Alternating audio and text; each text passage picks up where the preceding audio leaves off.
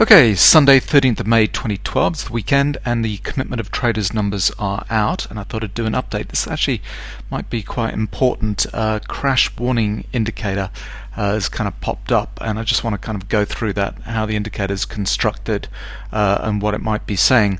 But before getting to that, just want to update you on kind of the numbers in terms of a couple of kind of major markets and divergence patterns. Here's the E-mini market. It's actually the S&P that I plot here, and you can see I've been talking about this over the last several weeks, how we're seeing increasing divergence between what the commitment of traders numbers are showing us and what price is doing. We just had another divergence signal kind of pop up this week, so that's rather important. And if you look at that on a monthly chart as well, you can see the same kind of thing going on. Got a divergence pattern here, so as the market's making higher highs, you can see the indicator is making lower highs, so that's what kind of plots these divergence patterns. Got a pretty bearish position at the moment. I think we're sitting at these kind of critical 1340 levels. I think a lot of the on daily charts you've got end of trend signals kind of going off, so I'm actually pretty bearish at the moment about what might go on. I mean, the bulls need to hold it here, and we need some good news in terms of fundamentals out of Europe, potentially with the ECB stepping in with some kind of major rescue package. But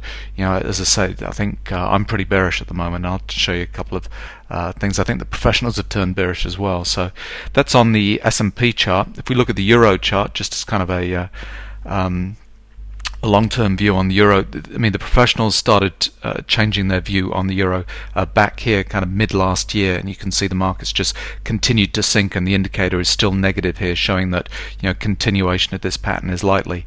Negative 57 kind of down here.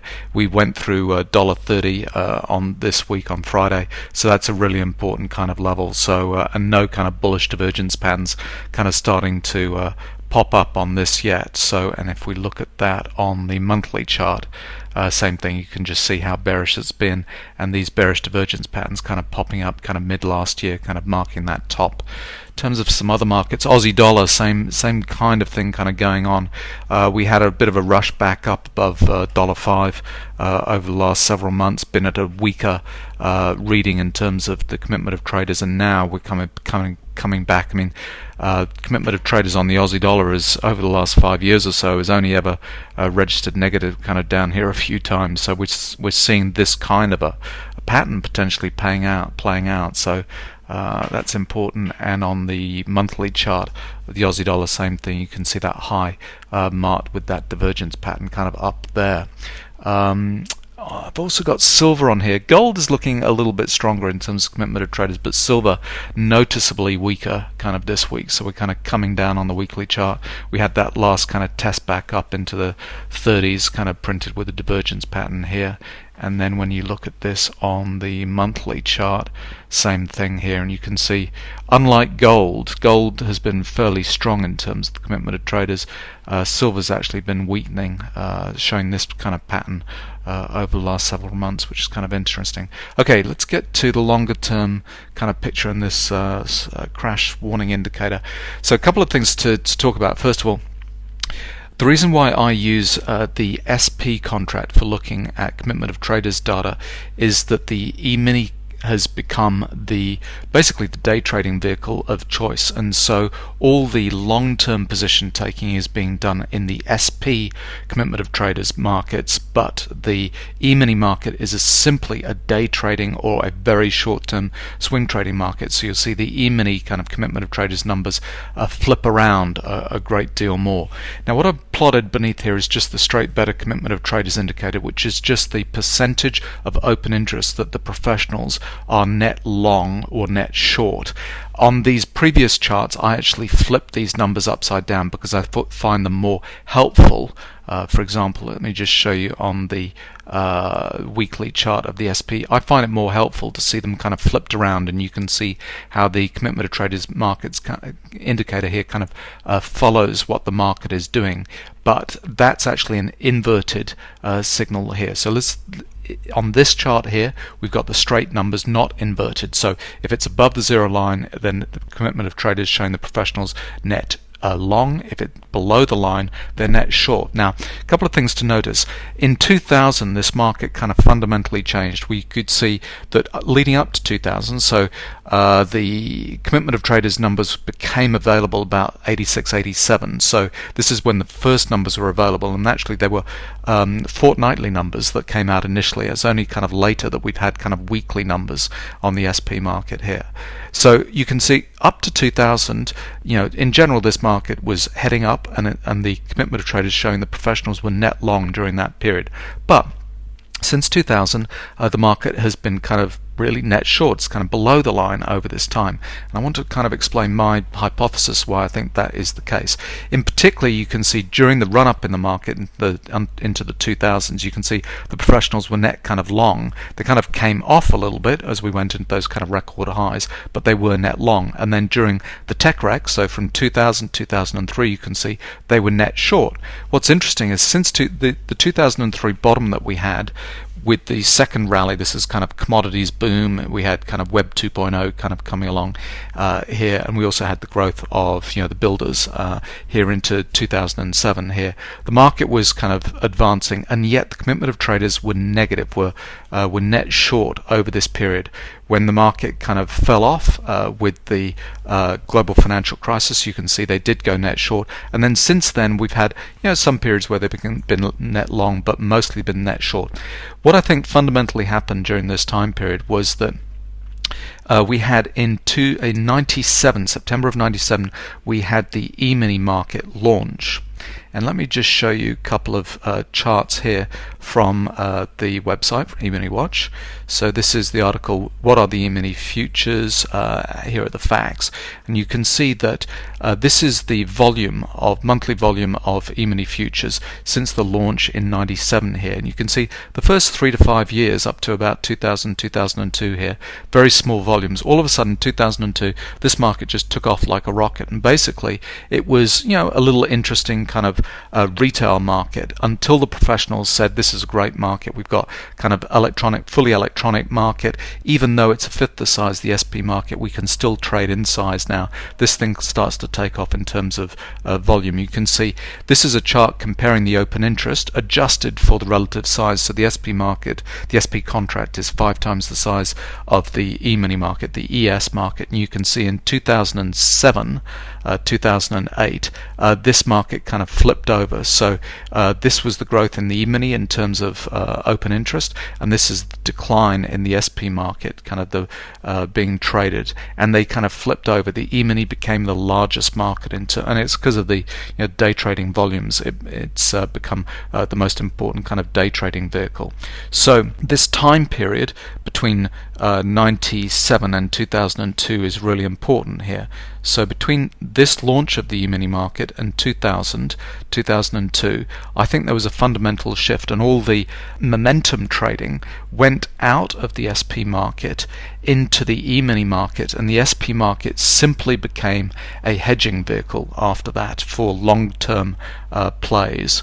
And so, although we can still see patterns in the way the markets were being traded, just be wary of that I think that was a shift that was happening over this time period here, and that's why the E-mini market, the commitment of traders on the SP market has looked fundamentally different than it did kind of pre-2000, particularly during these periods of rallies and declines. The raw number itself, I think, is less important. Kind of the more important thing is the relative number, and that's why for me the divergent signals are important. So that's something that's kind of happened fundamentally. However, I do think you can start to see patterns, and this is why I've just made a small change to my commitment of traders crash indicator that's kind of interesting. And let me just show you how that indicator works. Let me bring up this chart here, commitment of traders 2.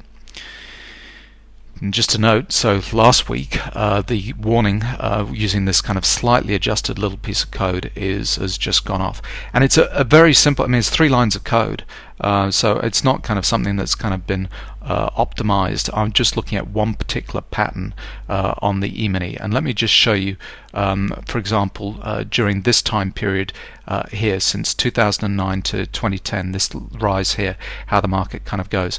So mostly what I'm looking for is the market is making new kind of 52-week highs here, breaking out to new highs.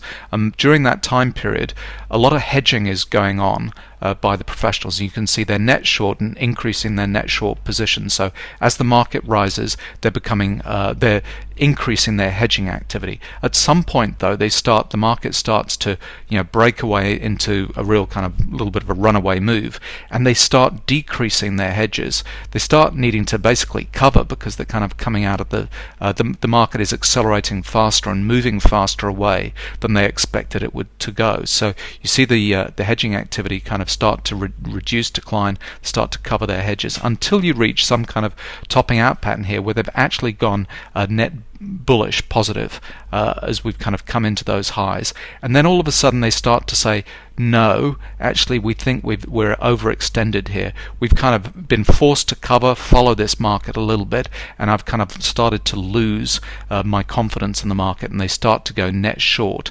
here, and that's what the warning signal shows.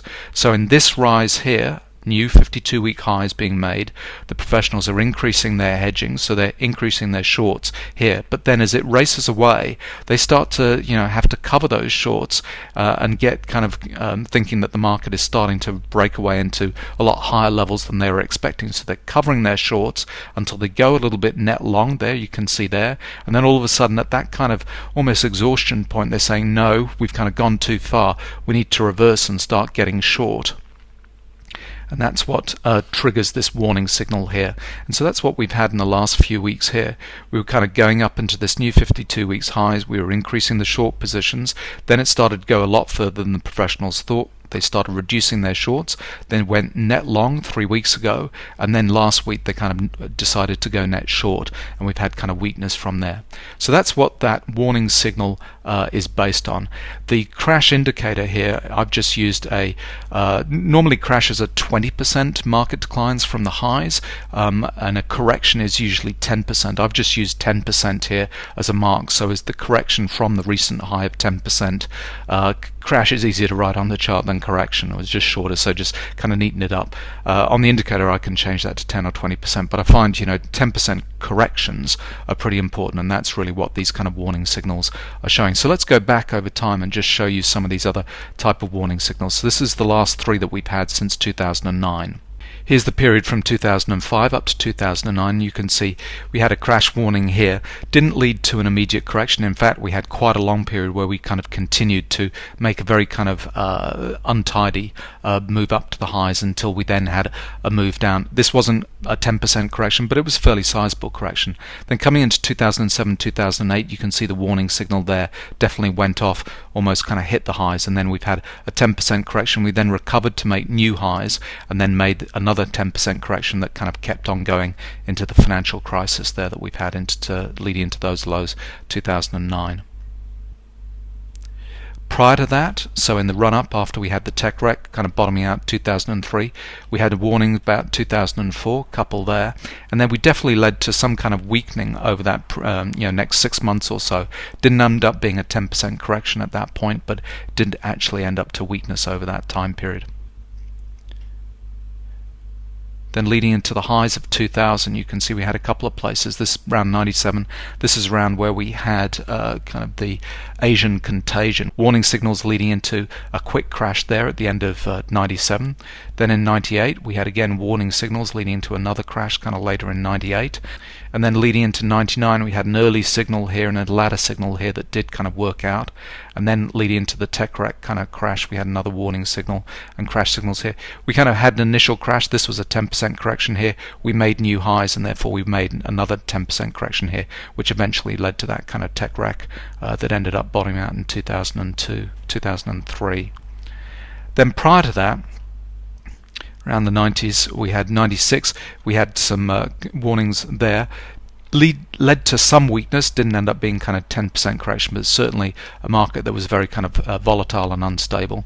And then if we continue kind of going back, this is a signal that happened in 89 that led to crash in about 90. Again, super early in terms of that, but we never kind of broke those highs at that point. And you can see the data end at this time period was fortnightly, and you can see each of these kind of 2 bars at a time are exactly the same readings. That's when the commitment of traders numbers were actually kind of coming out on a fortnightly basis.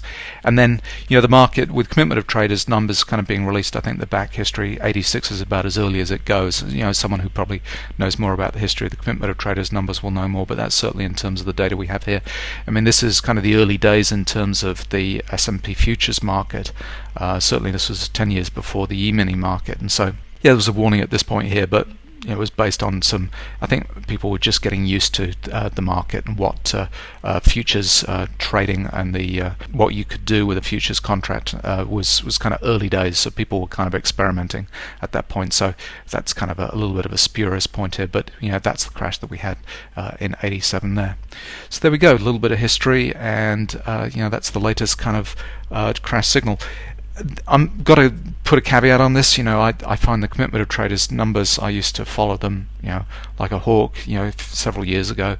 I find it less and less interesting. I'm more concerned with my day-to-day trading. The long-term picture I find is fascinating, but I don't really factor it into my kind of long-term view of what I ought to be doing with my investments and in general life. But in terms of day-to-day trading, it doesn't impact. I mean, I'm just looking for 1500 tip bar chart kind of moves. That's all I'm looking. So, but I'm putting this up because it is interesting. It's kind of simple indicators. Simple is best in terms of what's going on, and the commitment of traders has less value in terms of what I do today, but it's still out there as a data point. So let's try and make some use of it at least.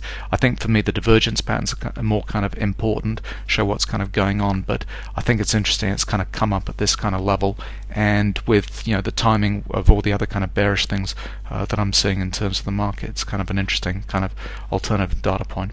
So there we go. I hope you found that interesting, and looking forward to next week's trade.